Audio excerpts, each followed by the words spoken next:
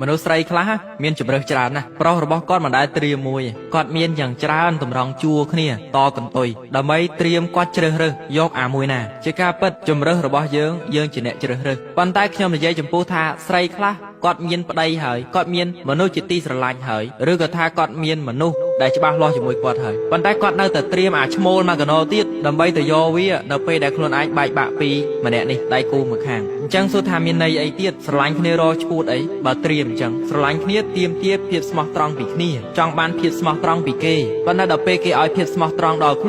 លួនបែរទៅជាចេញចរិតពីលមកចេញចរិតថោកមកជាការពិតរឿងសាវ៉ាវាមានទាំងស្រីមានទាំងប្រុសប៉ុន្តែខ្ញុំសូមលើកយកមនុស្សស្រីមកចំណុចតូចខ្ញុំមកនិយាយនៅក្នុងចំណុចហ្នឹងព្រោះថាជាភាគច្រើនគឺជួបអញ្ចឹងណាហើយចាំប្រធានបទក្រោយខ្ញុំនិយាយពីមនុស្សប្រុសម្ដងវាពិតជាមានការឈឺចាប់ណាស់ចំពោះមនុស្សដែលគេស្រឡាញ់គាត់ស្មោះត្រង់ចំពោះមនុស្សដែលមានភក្ដីភាពជាមួយគាត់មានរឿងរ៉ាវស្អីបន្តិចបន្តួចអាងបានណាបែកចុះសួរថាហេតុអីមិនបែកបើគាត់មានជំរើស100ជំរើសទៀតទាំងដែលគ្នាអត់បានសាងកំហុសអីធំផងគ្នាខំកសាងអនុស្សាវរីយ៍មនោសញ្ចេតនាក្តីស្រឡាញ់គ្នាខំលះបង់ឲ្យហើយគ្នាខំផ្ដល់ឲ្យតាំងពីដើមមកម្លេះប៉ុន្តែនៅពេលដែលមានរឿងរ៉ាវបន្តិចស្អីក៏ដេញគ្នាដើម្បីខ្លួនឯងនឹងទៅយកអាផ្សេងទៀតខ្ញុំអាណិតណាមនុស្សប្រុសប្រភេទហ្នឹងខ្ញុំអាណិតណាអាណិតមិនគួរណាបានស្រីចិត្តពីលអញ្ចឹងទេខ្ញុំនិយាយនេះកុំថាខ្ញុំកាន់ជើងប្រុសដូចខ្ញុំប្រាប់អញ្ចឹងមានទាំងប្រុសមានទាំងស្រីប៉ុន្តែខ្ញុំដកចំណុចស្រីមកតិចយកមកនិយាយជូនបងប្អូនតិចដោយសាររឿងនេះគឺខ្ញុំជួបផ្ទាល់នៅក្នុងសង្គមកុំធ្វើឲ្យខ្លួនឯងមានជំរើសខណៈពេលដែលខ្លួនឯងមានមនុស្សដែលច្បាស់លាស់ជាមួយយើងហើយណាស្ដាប់ឲ្យទាន់ណ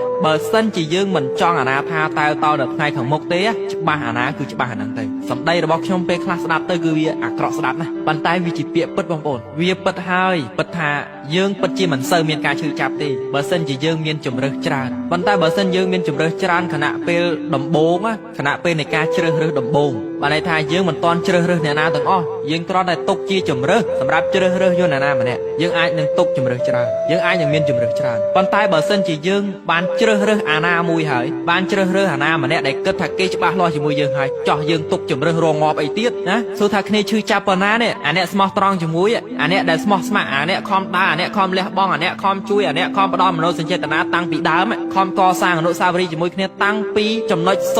សួរថាគ្នាឈឺចាប់ប៉ុណ្ណាអញ្ចឹងសូមឲ្យយល់ត្រង់ចំណុចហ្នឹងវាពិតជាខូខើណាស់វាពិតជាការសម្លាប់មួយគឺជាការសម្លាប់ផ្លូវចិត្តដ៏ធ្ងន់ធ្ងរបំផុតចាំមកថាមនុស្សខ្លះគាត់គិតខ្លីគំនិតរបស់គាត់នឹងគាត់រាក់ពេកនៅពេលដែលគេធ្វើបាបចិត្តគាត់ទៅសម្លាប់ខ្លួនគាត់ថាគាត់អន់គាត់មិនសូវមានតម្លៃអីអញ្ចឹងទៅប៉ុន្តែតម្លៃរបស់គាត់មិនមែនស្ថិតនៅក្នុងរឿងស្នេហាហ្នឹងទេបងប្អូនតម្លៃរបស់គាត់គឺមានច្រើនប៉ុន្តែគាត់ជាមនុស្សមានតម្លៃគាត់នៅតែមានតម្លៃមិនមែនអស់តម្លៃដោយសារតែស្រឡាញ់ស្រីម្នាក់ប៉ះចំស្រីបោកប្រាស់ទេគាត់មានតម្លៃនៅតែមានតម្លៃទោះប៉ះស្រីពេស្យាចារហ្នឹងក៏ដោយប៉ុន្តែយើងមានតម្លៃនៅតែមានតម្លៃព្រោះថាយើងបានផ្ដល់តម្លៃយើងឲ្យទៅគេយើងបានផ្ដល់ភាពស្មោះត្រង់ឲ្យទៅគេប៉ុន្តែគេធ្វើចរិតមិនស្មោះត្រង់ជាមួយយើងហេតុអីមិនត្រូវអស់តម្លៃយើងគេទេដែលមិនចេះរក្សាយើងដែលជាមនុស្សមានតម្លៃគេទេដែលមិនចេះថែរក្សាដុំពេជ្រដ៏មានតម្លៃប៉ុន្តែហេតុអីបើយើងត្រូវទៅជាអស់សង្ឃឹមទៅជាចងកលោតទឹកសម្លាប់ខ្លួនលេបថ្នាំអីឈួតនេះគឺជាคลิปក្នុងការដាស់តឿនសតិស្មារតីសម្ដីខ្លះខ្ញុំសូមអធិស្ឋានព្រោះថាវាអាក្រក់ស្ដាប់ណាស់ប៉ុន្តែវាជាពាក្យពិតសម្ដីខ្លះបើយើងអត់និយាយអាក្រក់ស្ដាប់នឹងទេអត់អាចដាស់តឿនសតិបងប្អូនមួយចំនួនបានទេគាត់នៅតែសើអត់ដឹងស្អីអញ្ចឹងទៅនៅថាយើងស្មោះត្រង់នឹងគ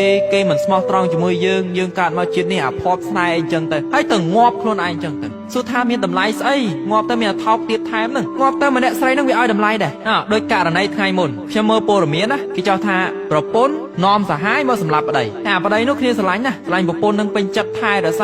មើលថែតាំងពីប្រពន្ធនឹងក៏ក្រិចដូចប្រែតអញ្ចឹងប្រពន្ធនឹងជាមនុស្សដែលខ្មៅក៏ក្រិចមុខសិតតែមុនគ្មានសុដន់គ្មានអីទេប្តីខំស្រឡាញ់ខំរលុយថែរក្សាកាយសម្ផស្សឲ្យនាងលឹងស្អាតដល់ពេលទីបំផុតមានរឿងមួយកើតឡើងនាំប្រុសឈ្មោលមកសម្លាប់ប្តីអាហ្នឹងខ្ញុំមើលតាមព័ត៌មាននេះណាសួរថាវាយ៉ាងម៉េចអាហ្នឹងវាឈឺចាប់ណាស់ណាអាហ្នឹងហើយស្ត្រីម្នាក់ដែលនាំសហាយមកសម្លាប់ប្តីហ្នឹងត្បិតថាគាត់មិនបានសម្លាប់ប្តីប៉ុន្តែគាត់ដូចជាគាត់សម្លាប់ប្តីខ្លួនឯងអញ្ចឹងអាហ្នឹងហើយមូលហេតុអីដោយសារតែស្រីហ្នឹងវាមានជំរើសច្រើនវាមិនមែនមានតែអាប្តីហ្នឹងមួយទេវាមានអាឈ្មោលជាច្រើនទៀតដែលបំរុងជួចាំតាមវាឬក៏ចាំវាជ្រើសរើសយកមកធ្វើស្អីតាមបំណងវាអញ្ចឹងទៅវាអាក្រក់ស្ដាប់អាក្រក់មើលអត់ចង់ដឹងអត់ចង់ឮបងប្អូនប៉ុន្តែរឿងនេះគឺថាវាពិតជាក្តៅស្លឹកត្រចៀកក្តៅឆេះឆេវមកគ្រាន់តែមើលព័ត៌មានទាំងអស់ហ្នឹងហើយចឹងថាយើង ត្រូវតែចូលរួមទាំងអស់គ្នាក្នុងការចែករំលែកសុភមង្គលអាក្តីសុខក្នុងគ្រួសារហ្នឹងបងប្អូនថតបង្ហោះទៅគ្រួសាររបស់យើងប្រឡែងគ្នាស្រឡាញ់គ្នាអា TikTok អា Facebook អា YouTube អាប្រព័ន្ធផ្សព្វផ្សាយផ្សេងៗបងប្អូនដែល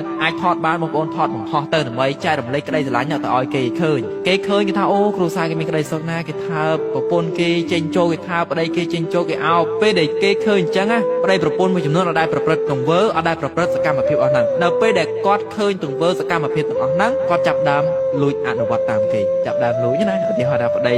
បើទូរស័ព្ទមកឃើញឃ្លីបរបស់យើងឃើញឃ្លីបមួយប្តីហ្នឹងចេញទៅក្រៅថាប្រពន្ធអោបប្រពន្ធអីយ៉ាគាត់ចាប់ដើម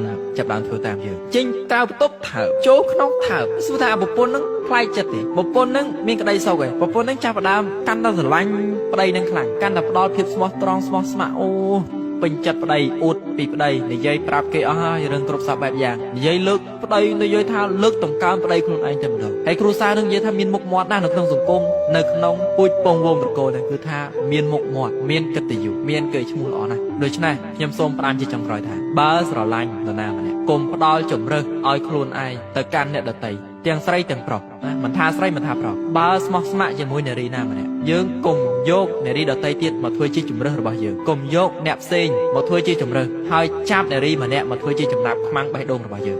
កុំសំអាងចឹងបើមិនចង់មានវិបដិសារីបើមិនចង់បាត់បង់តម្លៃបើមិនចង់បាត់បង់ដុំពេជ្រ